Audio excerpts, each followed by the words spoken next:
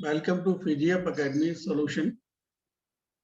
Question हमसे कहते हैं two spherical bodies of mass m and 5m, जिनका आप जो रेडियस है वो r एंड 2r है रेस्पेक्टिवली, और उनको फ्री स्पेस में रिलीज कर दिया गया और इनिशियली उनके centre to centre distance 12r है। कह रहे हैं if they attract each other due to mutual gravitational force only then the distance covered by the smaller body before cooling.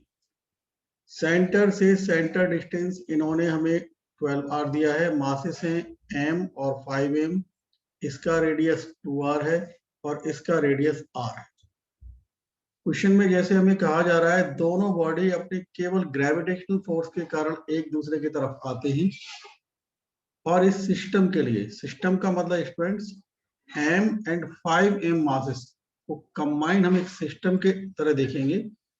तो सिस्टम का जो सेंटर ऑफ मास है उस सेंटर ऑफ मास पर या उस सेंटर ऑफ मास के motion पर इंटरनल फोर्स का कोई इफेक्ट नहीं पड़ता। ग्रेविटेशनल फोर्स एक इंटरनल फोर्स है, इसलिए सेंटर ऑफ मास के मोशन पर ग्रेविटेशनल फोर्स का कोई इफेक्ट नहीं पड़ता है, क्योंकि इस न्यूमेरिकल में बोला जा रहा है they attract each other due to their gravitational force only.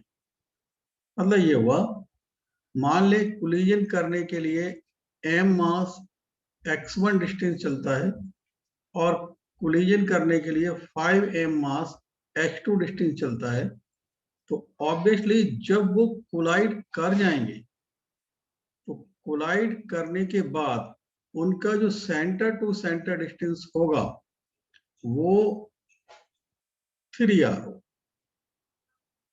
Means ये हुआ कि कोलिजन करने के लिए total distance covered by mass m and 5m, उन दोनों डिस्टेंस का जो सम होगा वो होगा x1 plus x2 is equal to 12r minus 3r, यानी x1 plus x2 is equal to 9r। I hope ये 9r आपके समझ में आ गया होगा, क्योंकि सेंटर तो कोलाइड करेगा नहीं, आपस में दोनों की सरफेस टकराएंगी, तो सेंटर और सेंटर के बीच का डिस्टेंस 3r रहेगा ही रहेगा। इसका मीन्स ये हुआ कि कोलिजन करने के लिए x1 और x2 का सम, या हम कहें m और 5m जितनी डिस्टेंस कवर कर रहे हैं उन दोनों का सम x1 प्लस x2 वो 12r माइनस 3r 9r ही होगा। और क्योंकि हमारे यहाँ सेंटर ऑफ मास फिक्स्ड है तो इसलिए हम ऐसे लिख सकते हैं m1 x1 is equal to m2 x2।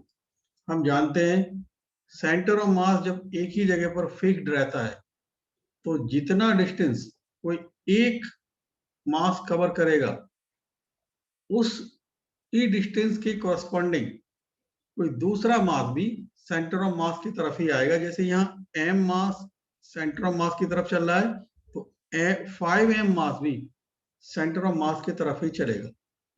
तो m1 x1 is equal to m2 x2। अब m1 हमारे पास यहाँ पर m है और ये x1, और m2 हमको यहाँ दे रखा है 5m और ये x2। तो यहां से हमें x2 मिलेगा x1 अपॉन 5। ये x2 का वैल्यू हम यहाँ पर यूज कर लेते हैं, तो x1 plus x1 upon 5 is equal to 9r, और ये हमें मिल जाएगा 6x1 upon 5 is equal to 9r। तो ये, और ये हमें मिलेगा फिर x1 आ जाएगा 15r अपॉन 2, यानी x1 आ गया 7.5r।